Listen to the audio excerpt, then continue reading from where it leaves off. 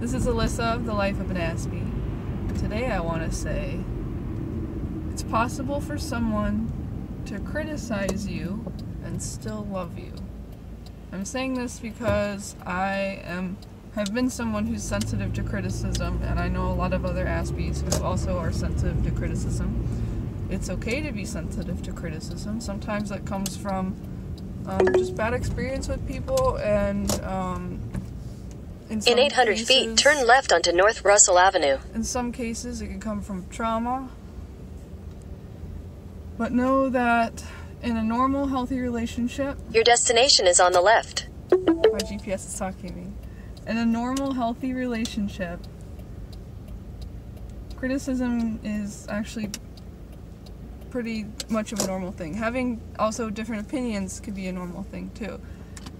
Now, there's a difference between normal criticism and outright abuse. I should probably point that out. If someone is, criticizing you all the time needlessly, saying things to make you feel bad about yourself, or just being overly excessive with it, is probably not healthy. But let's say you have a friendship with someone, or it could be, a family member too, or it could be someone that you're in a romantic relationship with, and if they, make an observation, and let's say you have the tendency to, leave your dishes in the sink or something, and they come up to you and they say, it's like, I don't like when you leave dishes in the sink. Can you come clean it up? I know I can be like this when I'm in a really bad mood, and I know some other Aspies who, even when someone tries to politely suggest something like that, they will get really, really upset. And I understand that, I really do. But in most cases, people are just trying to get along with you and are trying to be helpful. There are unhelpful ways they can word things, like instead of saying, hey, can you please, get your, clean your dishes and put them away, they could say something like, you never do anything right, you need to, get on this right now, and, you're not going to be successful if you don't get your dishes done, and it's like, that's probably, in my opinion, a little bit excessive, and, in those cases, I think a lot of people, whether you're on the spectrum or not, or whether you're sensitive to criticism or not, that would probably aggravate anybody. In those cases, if this is someone that you, have to live with, and they're like that, in the case of, family members or friends, if you can't, move out of your house and you're living with people like that, do your best to try to separate yourself from what they're saying. Know that they're probably speaking from their own frustration, and whether or not they intend to hurt you, what they say doesn't have to define you. It doesn't have to be true of you. I've had situations where people have assumed things of me wrongly, and when it comes to close friends and people who know me, I really do try to listen to criticism, and if someone points something out about me, if I have an unhealthy negative pattern of some sort, I really actually appreciate it when someone points that out, so I can work on it. As long as I get a hug afterwards and reassurance that they still love me, because I am a sensitive soul, and and sometimes I need a lot of reassurance that, okay, just because I'm telling you this about you, that doesn't mean that I don't like you because of it. It's just, it's just something I observed. And so I kind of need to be reassured of that a lot. And I think other people do too. And so if you, want to criticize something about somebody else, if it's somebody that you really do legitimately care about, try to do it in the most loving way, and reassure them that you still love them, especially if they're very sensitive. But yeah, another thing to keep in mind if somebody's criticism comes out in a very toxic, unhealthy way, like the situation I described, someone yelling at you, or saying things in a nasty way, or attacking you personally for something, they could probably have been hurt by something too. Maybe they're high strung because it could be they just had a bad day, it could be they've had a bad life. It could be a lot of things. It's just you need to separate yourself. So like I was saying earlier, a friend of mine made an observation about me that was, from what I believe now, is quite untrue. Like they said, oh, you're manipulative and take advantage of people. And this is something I actively try extremely hard not to do, because I've seen other people who have been manipulative or take advantage of other people or step on other people, and I don't like it, and I don't want to be like that. So it was very like hurtful. And that stuck with me for quite a while, and I was very upset about it because this came from someone who I was close to, and I figure, they know me. It's like they do, but they don't. Like, I don't talk to this friend about everything, so they don't really know everything about me. But they'd known me long enough that I thought, maybe I should take what they said into consideration and think, like, am I really like this? And what's the evidence for this? And like, I had talked to other friends about it and brought it up because if there's anything off about me or about my behavior, like, I want to address it, I want to work on it, I want to be a good person. And so, majority of my other friends that I talked to said, you're not manipulative and take advantage of people. It's like, you have some problems. Like, I know, like, for instance, I'm very emotional, and I have high needs, and I work really hard to try to get my own needs met, but sometimes I need help. Like most humans, it's just like the amount that I need help. Sometimes it's more than what the average person might need, and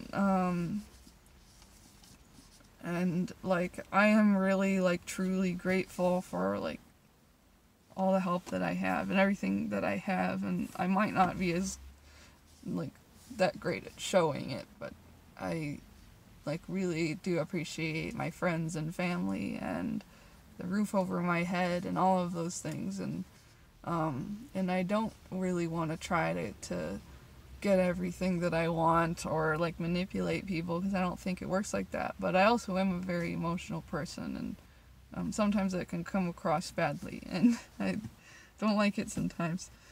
But later on, I've been getting kind of, like, you can probably tell, it's like I'm not very comfortable talking about this, but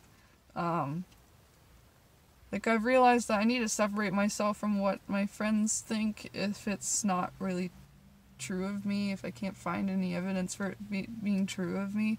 And, like, or, like, if people, like, give me advice for something, like, I don't have to take their advice. It's like, I've been, over many years, in this process of separating myself from what other people think of me, or what other people think I should do or not do. And I realized that I can make my own choices in life, and, like, I don't have to think exactly like everyone else. I've always had this feeling that I have to adapt, and, like, and this is one reason why I think I'm sensitive to criticism, because, like, I've always taken it seriously because, being on the spectrum, I can't always, like, read people, and, like, so if I want to make friends, I have to pretty much do what people say, or do what people say is normal, so I can make friends, and, like, that has backfired so many times. I've ended up doing things that I don't want to do, and thinking that it's normal to do things you don't want to do, to the point of, like, this is, like, invasive. And now I'm at the point in my life where I'm realizing, I don't have to do anything if I really don't want to. And I can do things that I do want to. I can pursue what I want in life. So I have this balance of trying to, like, take criticism seriously, because I want to better myself genuinely, but also separating myself from other people's thoughts about me, or other people's assumptions, or other people's ideas of, like, what might help me or what might not, and realize that, like, I can decide for myself, and, like, I can follow my own intuition to figure out, like, what I personally need, and, how I should act. Like, I've realized there have been cases in social situations where I didn't trust my intuition, like, at all, because I'd been taught that, oh, it's always wrong. My perspective's always wrong because I'm on the spectrum. But now I realize my intuition actually is right sometimes, and I should listen to it. Like, there are times when I have, let's say I'd be talking to someone, and let's say my intuition says, okay, you've been talking about this topic for, this amount of time.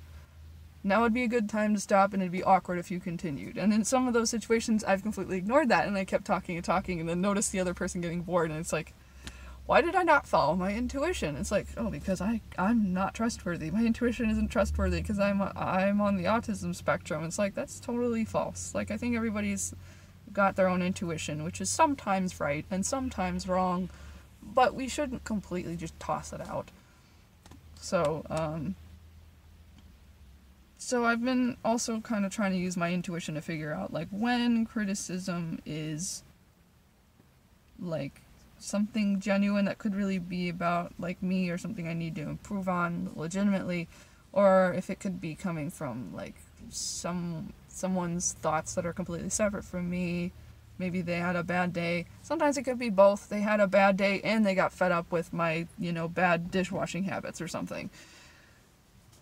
But yeah, so, it's funny, I went into this topic thinking, like, I wanted, the one point that I really wanted to emphasize is that it's possible to be loved and to be criticized. And sometimes people do criticize out of love, even if it doesn't feel like it. And it's just something that I feel I've needed a lot of reassurance for. Like, I would feel like by making a mistake or making someone else angry, all of a sudden I'm bad to them, and they don't love me. And I need reassurance that, yes, they still love me, even though I, made a mistake and stuff. And I've ended up, either I would try to be perfect and make zero mistakes, or I would push all the boundaries and try to make all the mistakes to really test, do they really love me no matter how many mistakes I make? And neither of those are good approaches. There needs to be balance, and I don't want to go to extremes in either direction, so I'm gonna try for balance. So yeah, that's really all I wanted to talk about. I feel like I talked a whole lot more about me rather than, people on the spectrum as a whole, but, my experience is only with myself. So if you have any questions or comments, post them down below. I want to hear about, your experience with criticism, how you handle criticism, and instances where you think it's healthy and when you think it's maybe not so healthy. So yeah. I'll see you in the next video. Bye.